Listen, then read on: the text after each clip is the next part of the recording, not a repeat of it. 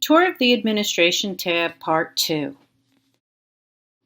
We're going to discuss roles, profiles, locations, and groups. If your database is integrated with a background check provider, please check with Virtus before making any changes to roles, profiles, locations, or groups to make sure that those changes will not have an effect on your integration. All right, the first thing we're going to look at is roles. Roles are established and assigned by the diocese. Primary roles are hard-coded in the system to reflect the USCCB roles required for audit documents. The USCCB roles consist of candidate for ordination, deacon, educator, employee, priest, and volunteer. Secondary roles may be added by the diocese to enable reporting on specific positions. To print a list of roles, select the small print icon on the top right-hand side of the screen.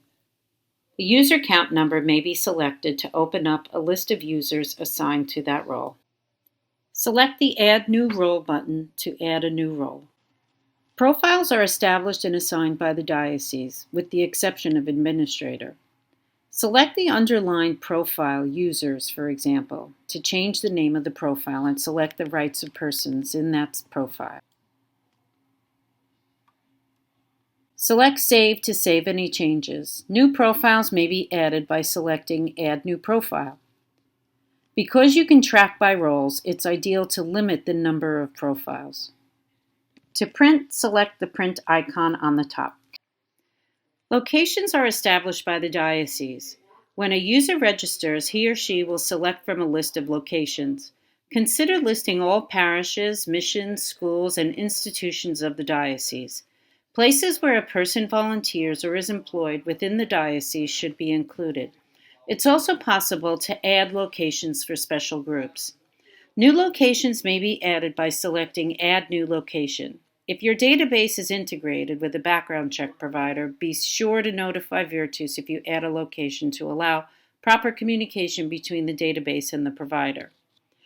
To print, click the print icon on the top. The Communication Center. This is a valuable resource for the diocesan office. Providing the database is up to date, especially with email addresses, the diocese has a way to communicate to users from within the Virtus system.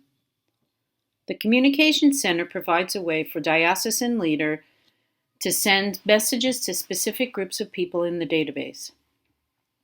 Note, there are two options, the simple user selection and the advanced user selection. You can view a list of past communications by selecting View Message Report. Message Board. The Message Board provides an online discussion forum for facilitators and diocesan coordinators. Check regularly for updates or pose questions yourself. The forum is moderated by Virtus program personnel.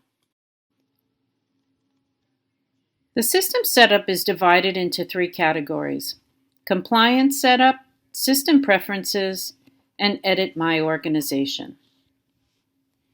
The compliance setup allows the diocese to establish criteria based on roles for bulletins, online training modules, live training, background checks, and required documents such as codes of conduct.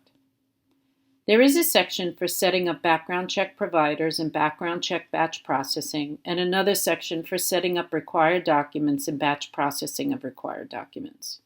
System Preferences gives the diocese the ability to establish criteria for training, certificate printing, and local administrator rights. It allows the diocese to give facilitators the ability to schedule their own sessions, create notifications for local administrators regarding user accounts, allows customization of the pre- and post-registration automated messages, assign recertification modules, and set up live session evaluation preferences. Management of local administrator rights and reports can also be found here. The links under Edit My Organization gives the diocese customization options for the My Diocese tab. This tab displays information about the diocese, news and events for the diocese, and important contacts along with managing polls.